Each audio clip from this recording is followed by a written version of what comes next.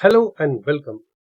In this section of our course, Python in Data Science for developers, for C# and .NET developers, and we're going to dive into the fundamental building blocks of any data science applications, which is numbers and basic mathematical operations.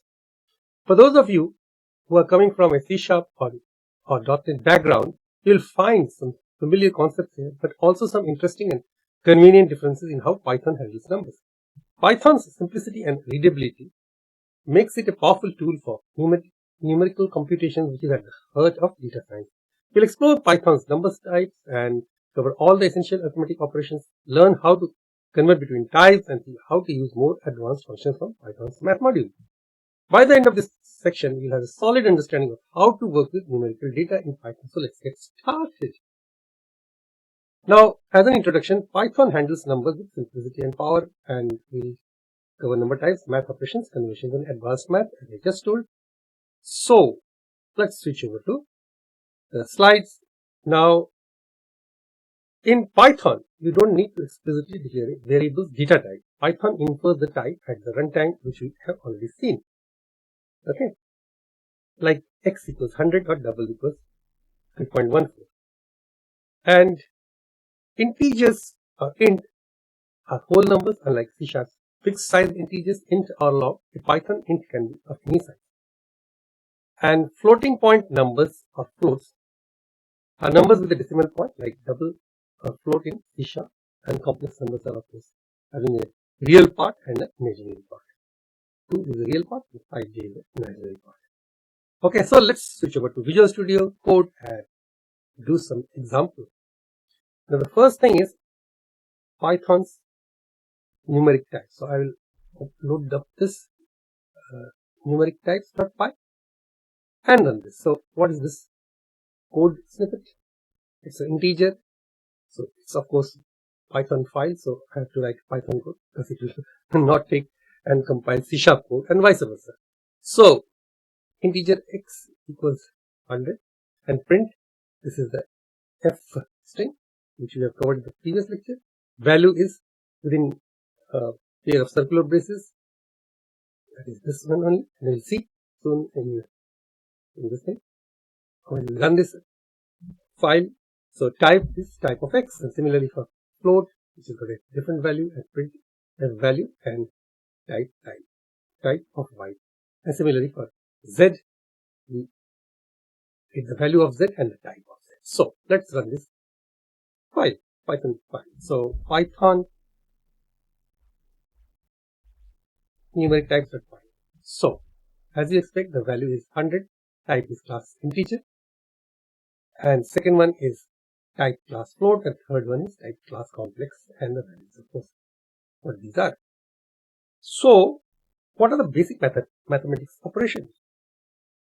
Let's switch over to the slides once more. So this we have already covered, and number types, x integer, y float, and z is a complex number. Now basic mathematics operations are again the same as we are familiar from our primary school days, addition, subtraction, multiplication, division, but there is a float division and a modulus division. So what are these? Float division is once you are dividing an integer by another integer, this gives you the whole number, like 4 divided by 3 is float division, will give you 1, and modulus, that is the remainder division, just like in C#, 4 divided by 3, again the remainder is 1. And exponential is something to the power something. Alright, we'll see this in operation in a second. So switching over to Visual Studio Code again. Now this one is basic arithmetic.py. This is the same code that I just showed on the slideshow, and we'll run this code. So here you can see this is the one, a plus b 13, a divided by 3.33. This is the expected, this is the actual answer that we are going to get, but let's see. A float division 3 is 3. Okay, is a whole number, and a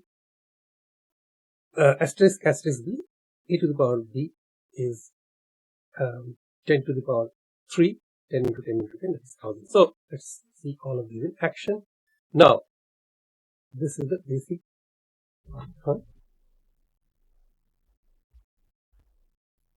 basic arithmetic. So again, 10 plus 3, 13, 10 divided by 3, 3.3333 is a long number of places after decimal, and 10 floor division 3, that is 3, is a whole number part of it, and 10 to the power 3 is 1000. Alright, so far so good. So next is type conversion. So switching over to the slide, type conversion.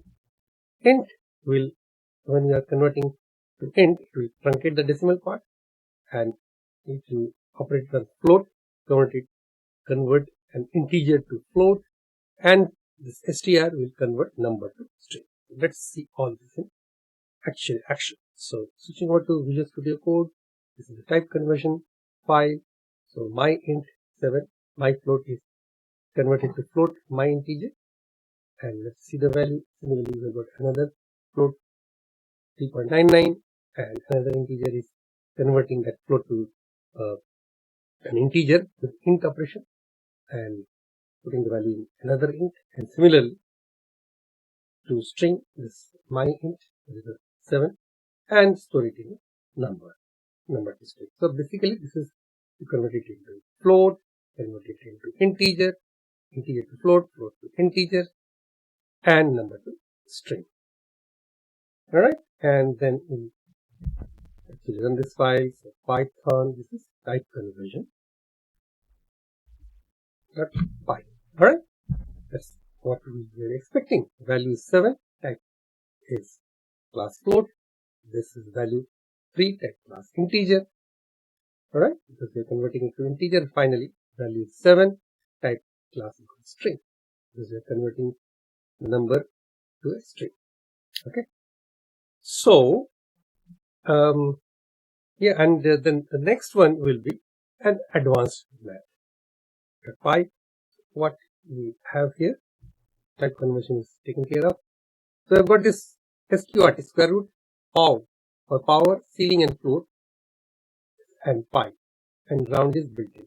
So these are the built-in functions in Python. So we'll see that these functions also in action.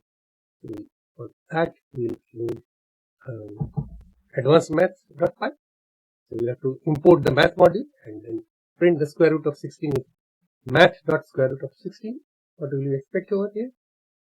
We'll just, before seeing the result by running the file, it's better to guess what the value will be. So I will say square root of 16 is 4, and math.py, the value of pi, this I will not guess because I don't remember 3.14. After that, how many places of decimal is going to fish out, that doesn't matter. So, and math.py 3 and 4, so 3 to the power 4, 3 into 3 into 3 into 3, that is 81.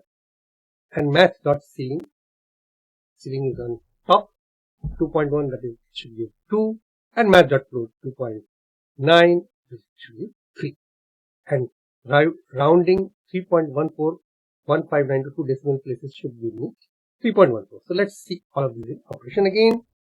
So Python, this one is advanced math.py. Yuppie, the square root of 16 is 4, the value of pi is approximately 3.14159, and so on and so forth, and 3 to the power 4 is 81. Okay, 3 to the power 4, 3 into 3 into 3 into 3, 81, and ceiling of 2.1 is 3, ceiling of 2.1, yeah, it's on top. I mean, it is to the next whole number, it is ceiling is on top, it's more than 2.1, so it will be 3, and floor of 2.9 is 2. This is on the bottom.